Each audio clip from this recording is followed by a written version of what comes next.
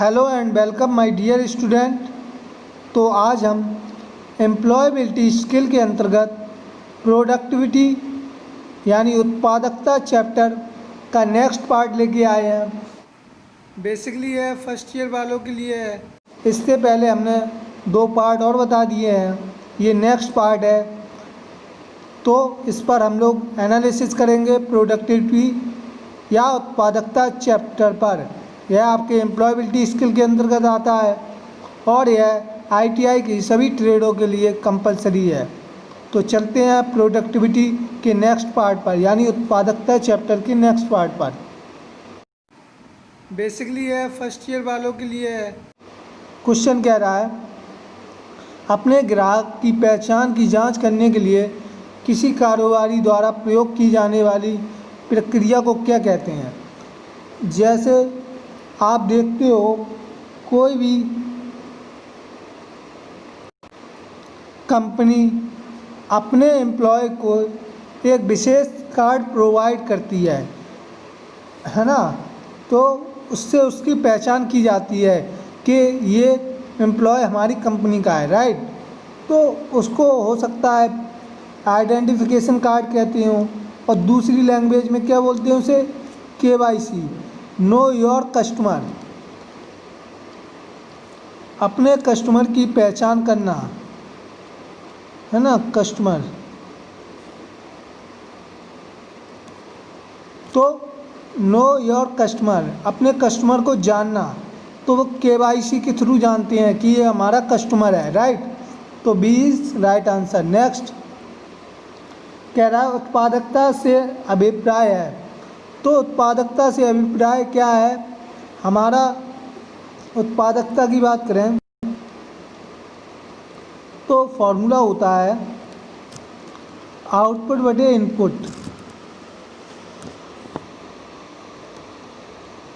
जब हमारा आउटपुट अधिक होगा तो उत्पादकता भी क्या होगी, अधिक।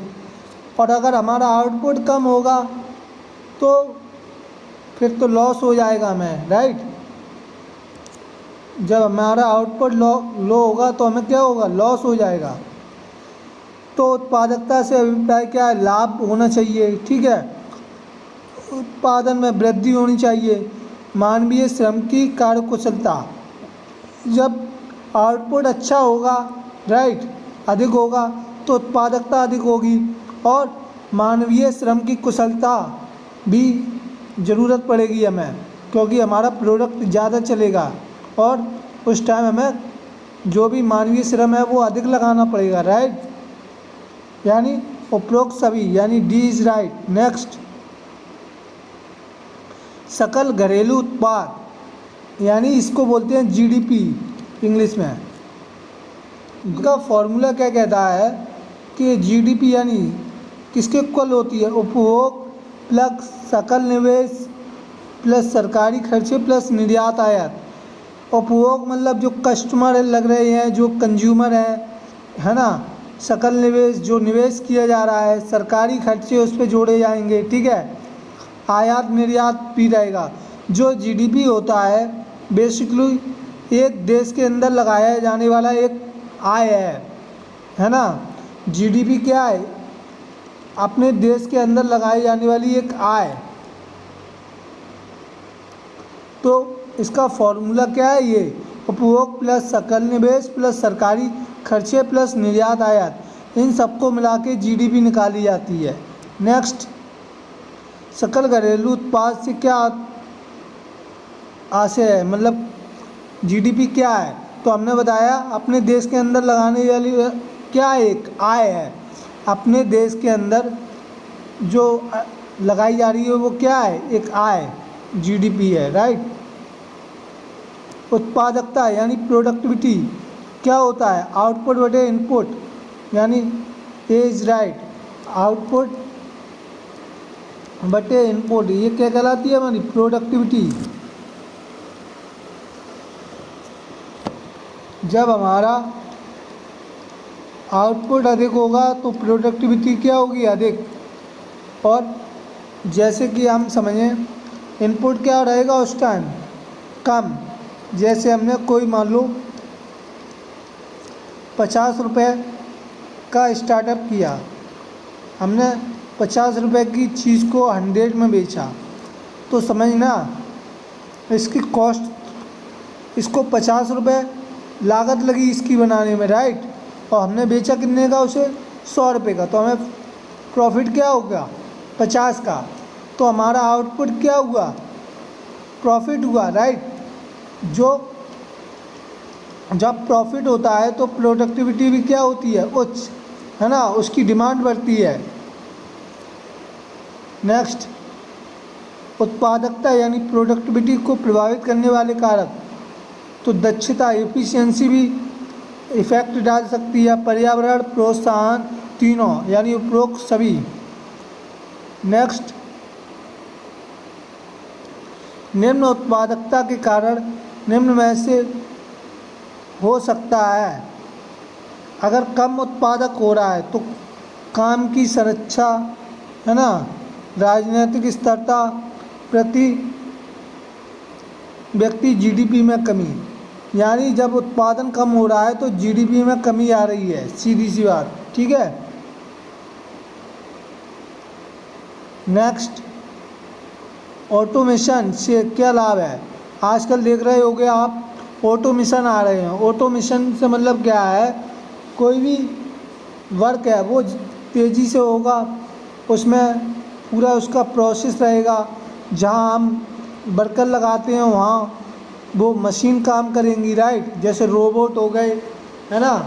तो ये हमारे ऑटोमेशन के द्वारा कंट्रोल किए जाएंगे, जो भी वर्क रहेगा वो क्या करेंगे, ऑटोमेशन के द्वारा।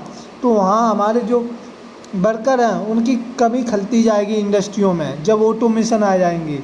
अभी पूर्ण रूप से ऑटोमेशन इंडस्ट्रियों में नहीं आए हैं, लेकिन काफ़ी हद तक ऑटोमेशन आ चुके हैं।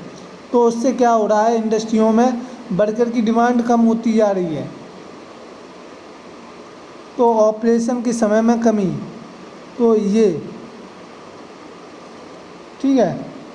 नेक्स्ट, बैंक एटीएम कार्ड द्वारा सहायक सेवा प्रदान किया जाता है। तो एटीएम का पूर्ण रूप क्या होता है, ऑटोमेटिक टेलर मशीन, है ना, तो यही प्रदान किया जाता है, ऑटोमेटिक टेलर मशीन। नेक्स्ट, यदि बारबाडोस की जीडीपी 260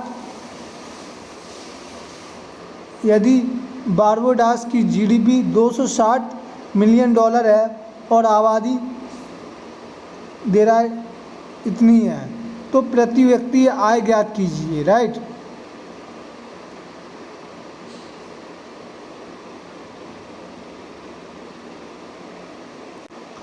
तो आबादी कितनी है, 2,60,000, राइट, 2,60,000 है आबादी।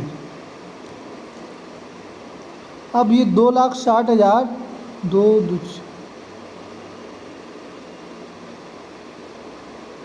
इसमें आप 260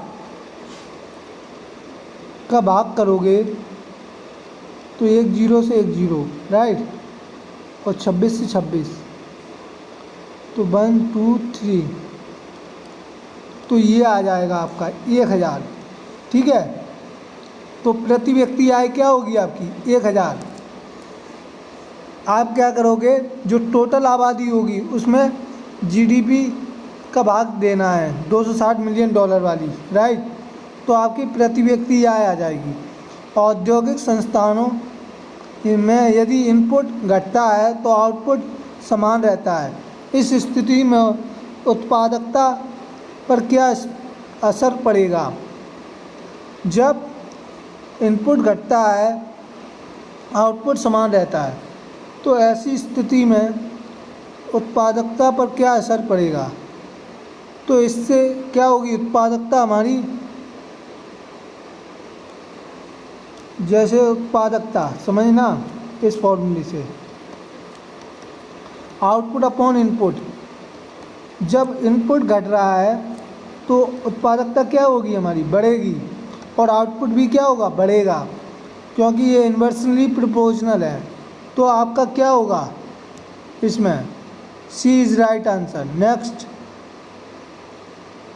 उत्पादक की दर को निम्न में से किस सूत्र द्वारा, यानी उत्पादक यानी productivity,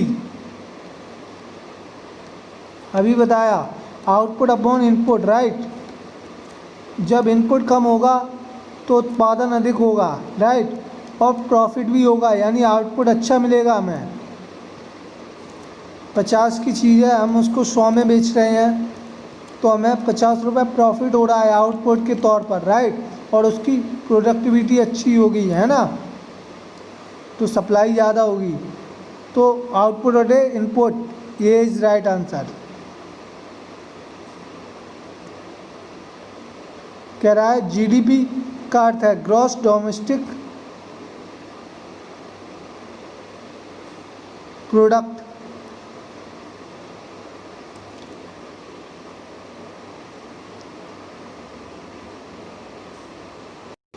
next, KYC, know your customer, B is right.